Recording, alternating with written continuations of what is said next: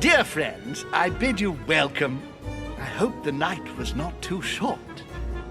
Your Eminence, Duchess, Monsieur de Richet, allow me to introduce our new guests. They arrived during the night. Johann Christoph von Wollner, Minister of Religious Affairs and close aide of Frederick William II, King of Prussia. Napoleon Bonaparte, Lieutenant of the French Revolutionary Army. And Jacques Peroux, French Revolutionary Tribunal Judge. Unfortunately, my friends, Lord Mortimer will not be joining us this morning, but he should be with us later. So, let us begin. What is Mortimer playing at? He tells me to come urgently and he sends no one to meet me? Oh, please, go ahead. What do you want to know? Peru looks totally out of place here. As for myself, I did not know. He's counting the 10 sets of cutlery around each plate? The man is completely lost. Thank you again for the wine, Your Eminence. It is served every day at the king's table. I am delighted to hear it. Volner and Piaggi seem to be getting along well. My dear Johann, how are you? Glad to make landfall at last. And yourself? Very well. And your husband? He's poorly. The French Revolution gives him terrible headaches. Oh, I understand. I shall feel better too, as soon as the situation is settled. If by chance the French crisis is emulated in Berlin, there will always be a refuge for you in London, my dear. Your offer does you honor, anyway. But London is much closer to Paris than Berlin. Beware. The French are capable of sailing up the Thames straight to the Houses of Parliament. Oh, my friend, I am shaking in my clogs.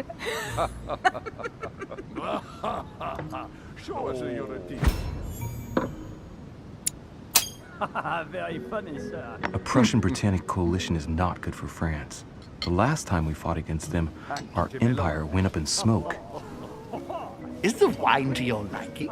Very much so, Sir Gregory. Such complexity. Typically French. A Sauterne, isn't it? Absolutely. If I'm not mistaken, this is not Lord Mortimer's favorite wine. It is yours. In his absence, I have taken the liberty of making a slight deviation from the rule, but I count on your discretion.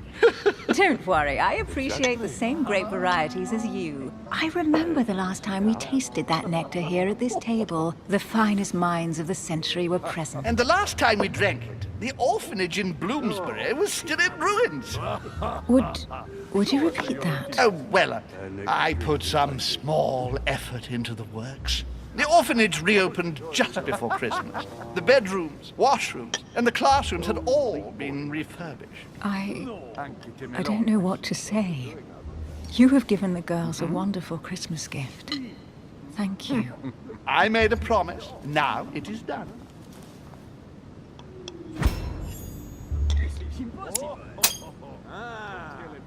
It's the first time I've ever seen her so moved. Just mention that orphanage broke right through Emily's hard shell.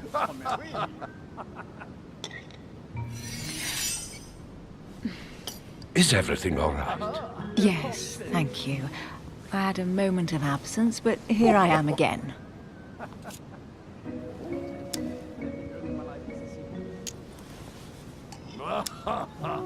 Show us your teeth. What do you think of Volner? Many believe he is the real leader of Prussia. A charming man, but with an iron fist and a velvet glove.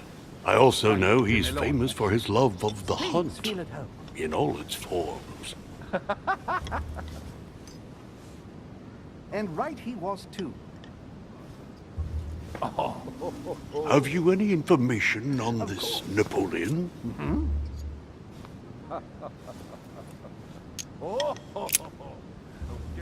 My friend. What do you think, madam?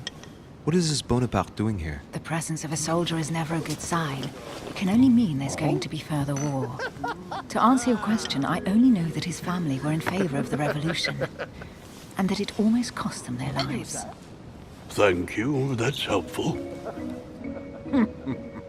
Certainly not. Monsieur de Richet? It would seem we have common interests. Could we speak in private, please? That's right. Lucia can do wonders. As for myself,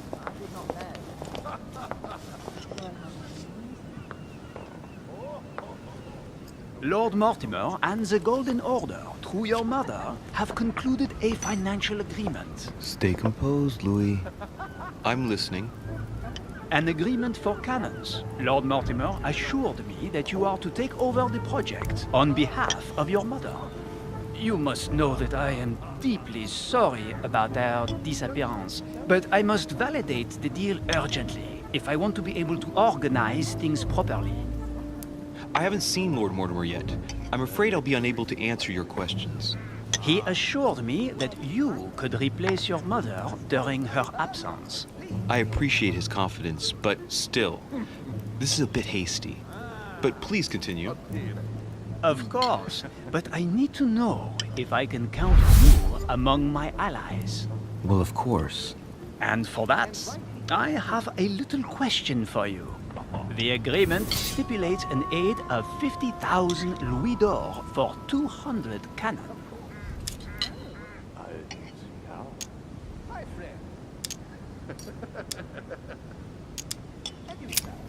Absolutely. 50,000 louis d'or in hard cash. The offer I'm talking about was for only 20,000 louis d'or, Monsieur de Richet. The truth is, you really have no idea about our agreement. So, you're wasting my time. I need to work with people I can have confidence in, sir. The exact numbers may have escaped me. I suggest you wait for my mother's return in order to manage such details. I have one last question I would like to pose to you. We don't know each other yet, you and I. And I need to make sure that we both share the same vision for the future of France. Given the hard times that have befallen our beautiful country, what do you think it would take to restore its luster?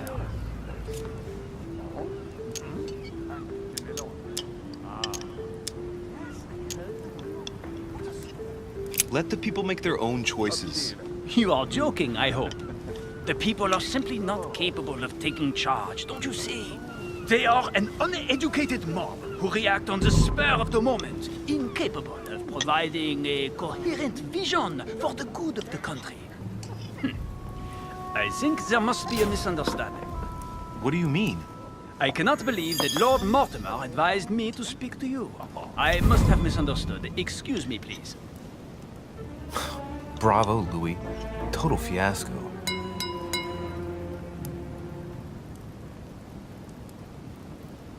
My friends, I would like to say a few words, please. I would like to thank Lord Mortimer, and you, Sir Holm, for bringing us all together here. Those of us for whom it is not the first time here, like me, are all trembling in sweet anticipation of the arrival of our host. For the rest, I would like to reassure you that Lord Mortimer always has a few surprising projects to propose. But I can assure you that each and every one of us has always benefited from them. The last time I came to this place, Lord Mortimer offered to help me in my electoral campaign for the presidency of the United States. And it is imminently clear that his support was an invaluable aid to us. We are here among like-minded people. So let us put aside the conflicts in which some of our nations find themselves at present. So I raise my glass in honor of you all, my new and old friends. I trust you shall not be disappointed, Mr. Washington.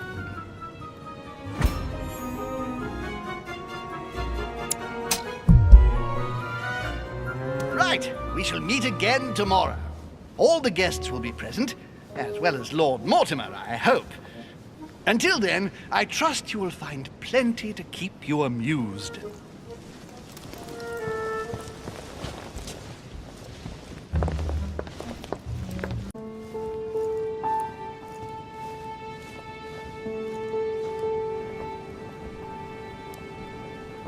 All right, let's recap. Before dinner, I was going to investigate my mother's message. I've got to find the place where all eyes size you up.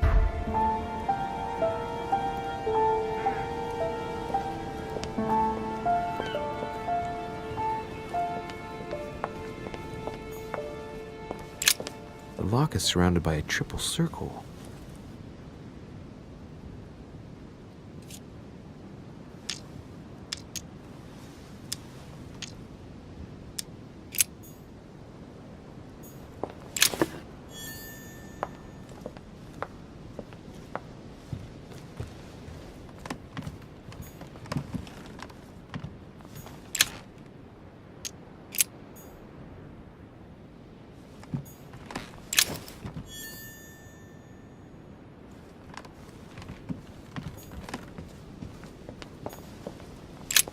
lock is surrounded by a triple circle.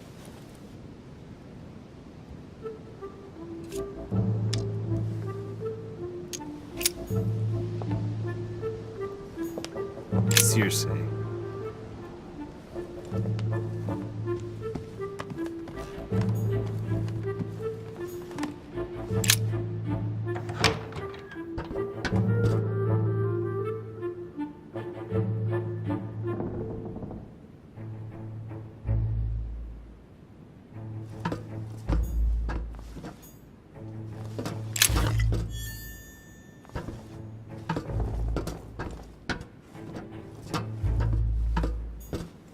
Atrus, the Miller brothers.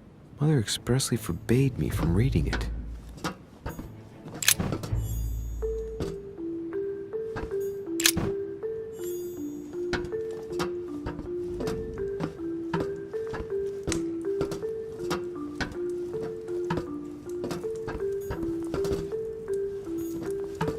A few pages out of an old encyclopedia. A pound.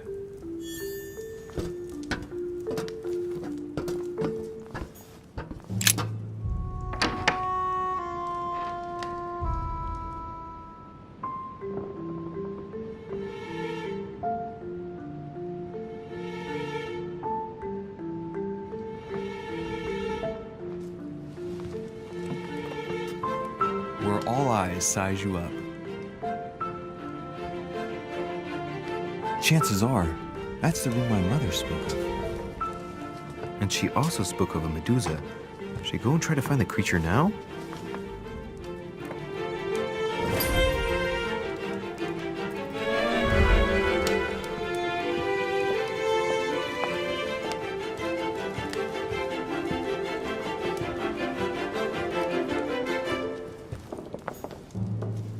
Celia. That name means nothing to me.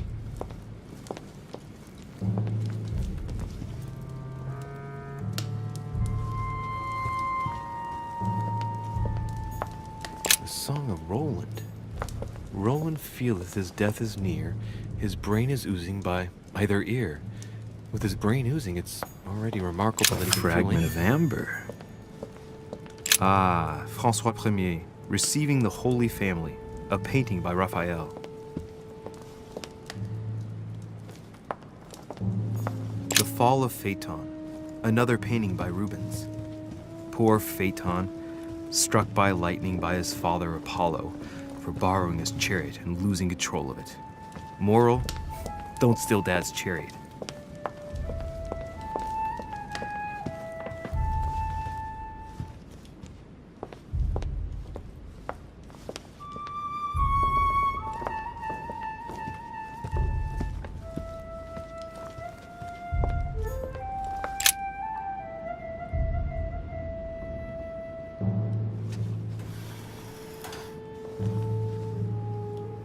I've got to find out what Mother was trying to do with her. The Medusa. A hero armed with a sword? A hero with a lantern. And the last one holding a shield. I'll stake my life on it. All the statues form a single scene together. The poor devils are about to face the beast. Let's give them a helping hand.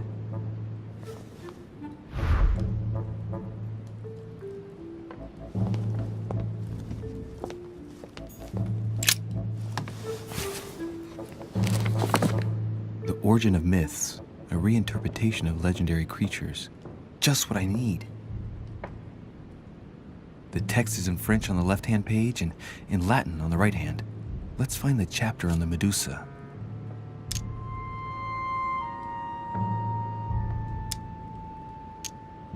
There's an extra line in the Latin translation. The night light was reflected in the shield and blinded the monster. So the hero with the sword seized the opportunity and cut off its head.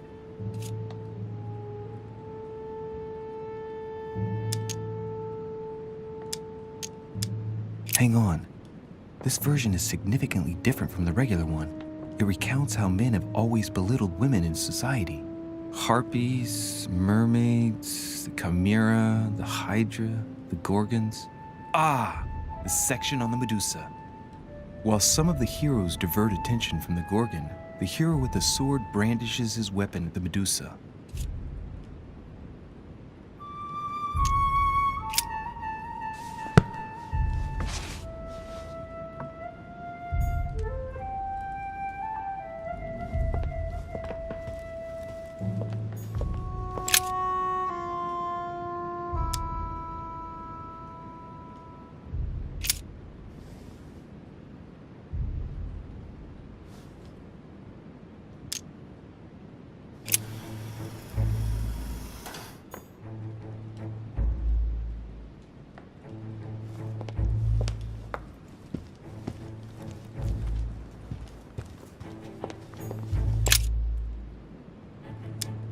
The clue I found said, "Beware hero. The beast always charges the best protected. That is its weakness." That's the key. The best protected hero is the one holding the shield. Thank you, Mother.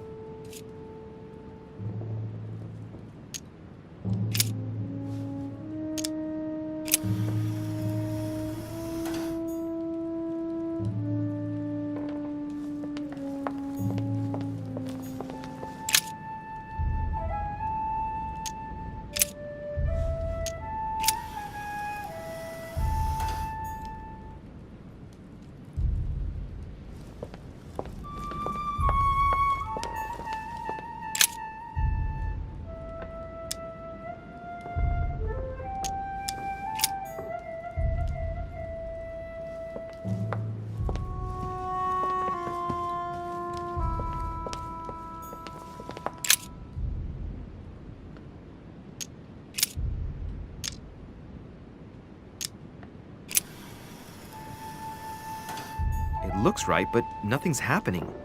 Maybe, in this position, the hero with the shield is just dazzling his colleague.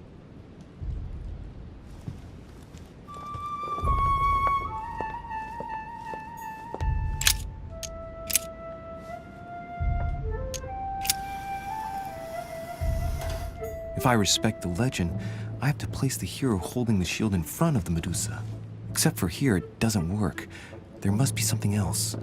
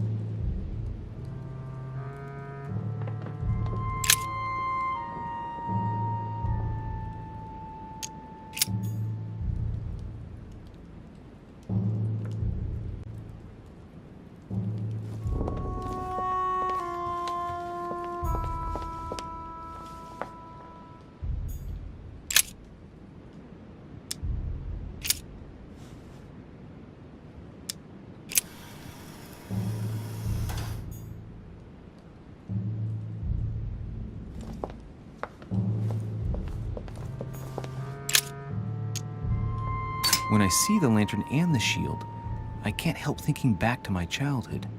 Mr. Dorfer, our teacher. As soon as the sun came out, I got a kick out of distracting him with the inkwell by deflecting the light with it. I'd turn it in such a way as to direct a spot of light onto his face, not strong enough to dazzle him, but just enough to annoy him. Hey, what if I tried to annoy the Medusa with the lamp on the shield? Position it just right, and it might work.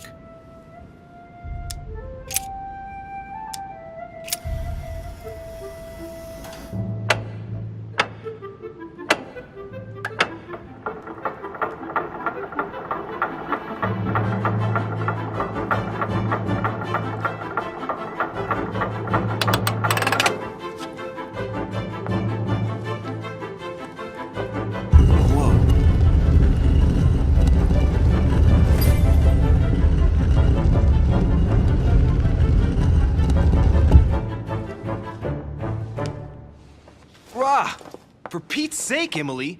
You scared the pants off me. Don't ever do that again. Well, keep your nose out of my business then. I don't know what you're talking about. Stop fooling around and tell me what you're doing here.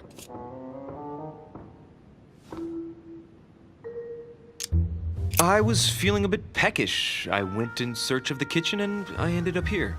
Your sense of direction is mind-boggling, isn't it? Well, no matter. I'll tolerate your presence this one time.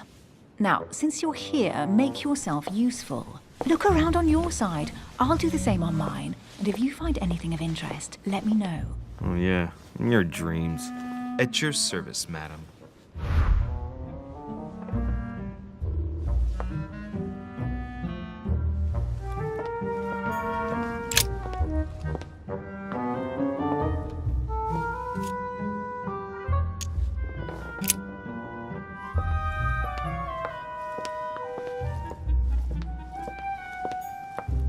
A golden fleece.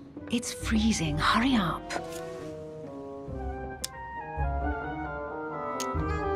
Do you think that can really be Jason's golden fleece? No, you are aware that Jason and the Argonauts is a myth, aren't you? But Mortimer's been protecting this hide. It must be of great value, don't you think? Certainly of historical value. This kind of hide is still used by gold diggers in Eastern Europe. Now you see how easy it is to obtain a legend. Why do you have to act so nonchalant every time I show you something? Louis, anyone can kill a sheep, rip off its hide, and say it's the Golden Fleece. We're at Lord Mortimer's, not at some farmyard fair. You're just too skeptical. And you have a tendency to believe anything. Talk about an unlikely pair. Yet, you know opposites attract, don't you?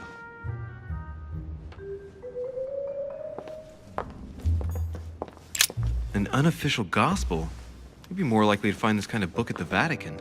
Nothing special. The library at Buckingham has 3. How did the English manage to get their hands on them? When someone wants to attract the attention of the world's leading power, somehow the gifts just pour in. You wouldn't have gone to the Vatican recently, would you? Are you calling me a thief? Certainly not. Never entered my mind.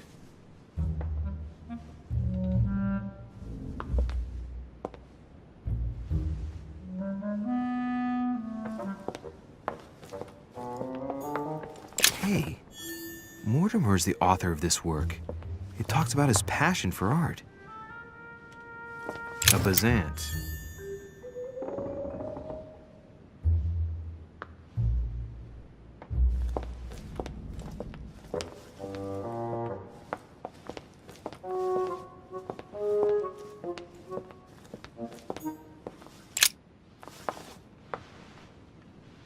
Guess what I found? The Holy Grail. Older than that. A piece of Noah's Ark. Not that old. This could go on for hours. Just tell me. Caesar's laurel wreath.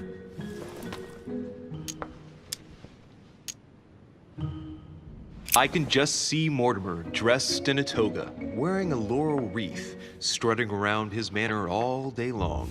You have a curious idea of Mortimer. Why? He's eccentric, like all the English are, isn't he? Well, if Peru stands for French grace, then if I were you, I wouldn't be making that sort of remark.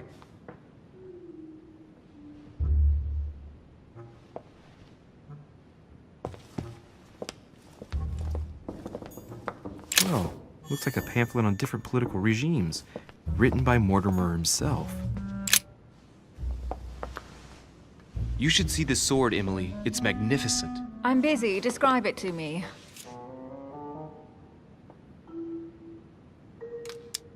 I think this is Excalibur, King Arthur's sword. I've always dreamt of drawing it from the stone. How sweet you're still clinging to your boyhood dreams. When you finished playing, maybe you can help me search the place?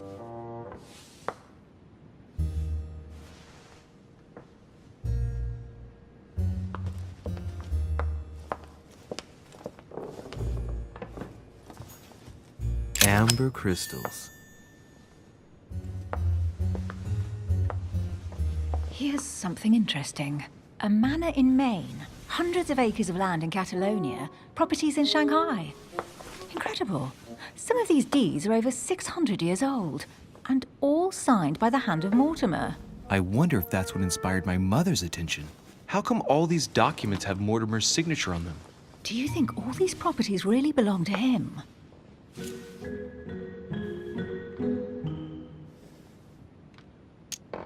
Several people have played the part of Mortimer, a part that has been passed down from generation to generation. Different men, but with one sole identity. An intriguing hypothesis, and yet less twisted than some of my previous cases. At last, you finally agree with me about something. These documents are intriguing, but do you really think that's what attracted your mother's attention here? And how do you know my mother was interested in this room? I didn't know, I just supposed she was.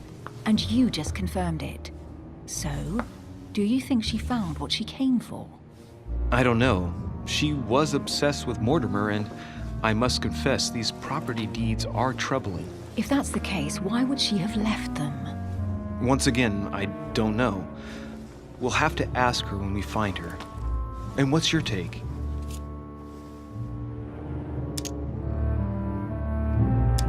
How did Lord Mortimer get all this? It's just crazy. Secret connections, money, or a well-kept family treasure passed on from generation to generation.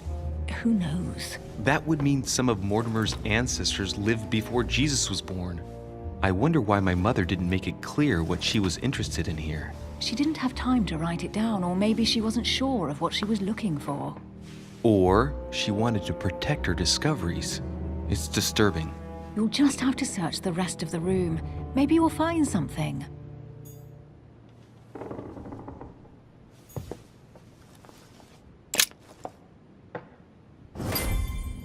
What is that you found? A cameo pendant. What's going on? Nothing. For crying out loud, Emily, you lunged for that jewel like your life depended on it. Tell me what this is about. No. We just met, Louis. I like you, but I can't just suddenly open myself up like a book to you. Listen, Emily. It seems pretty obvious to me that you haven't come here for the sole purpose of sampling Mortimer's cellar. Stop all the clever evasions and just trust me. And why the hell should I place my trust in you, Louis?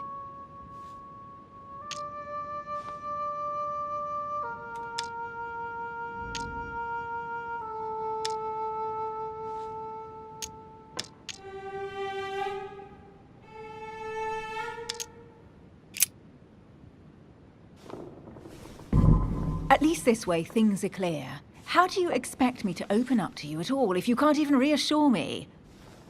Well, I'm prepared to trust you when it comes to choosing a French cheese, but I've nothing to gain by confiding in you any further than that. Nothing to gain? Damn it, Emily! I'm only trying to help you. Stop needing to gain something all the time. Because you think I need help?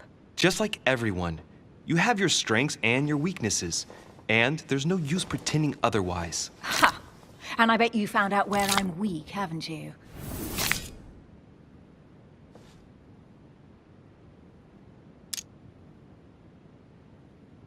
Pragmatic, intelligent, sure of herself. Her only weak spot is her difficulty talking about herself. I don't know much about your past, but I'm guessing you had to get by on your own for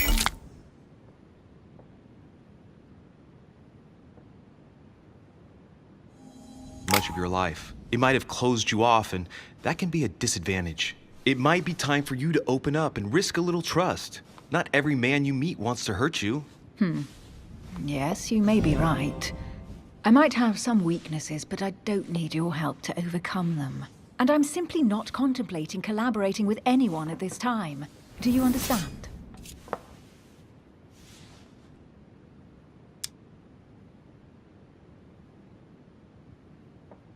I don't see us as partners for life. You won't owe me anything, you know. It doesn't commit you to anything after all. All right, you've gone to a lot of trouble. You deserve an answer. I already have a work partner. I know my weaknesses. I don't doubt that your abilities will be of use to me, but I already have all that, thanks to my teammate. Is there any chance you might tell me who he is? No, I've already said too much. Consider yourself lucky I've even given you this much. It's extremely rare, believe me. Come on, don't stop now that you've come this far. You know that eventually I'll end up making you talk. Well, since no one can resist you, let's see if you can guess who my partner is. You're a gambler. So, Your partner is...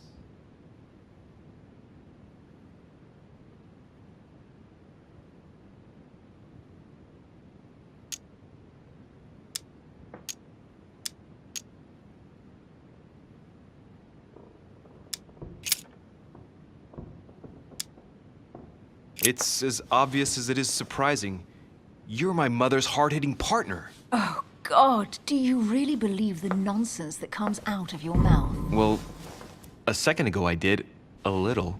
Sorry, Louis, your mother is not my partner.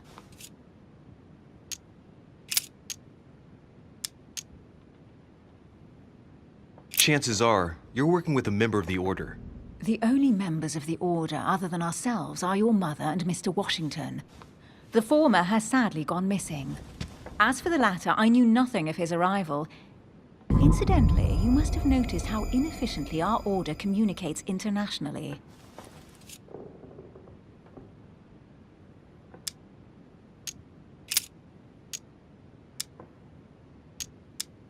Your sister. She's your partner. She's the one you're looking for. Well, I am impressed. How the devil did you guess I had a sister? Virtually no one even knows.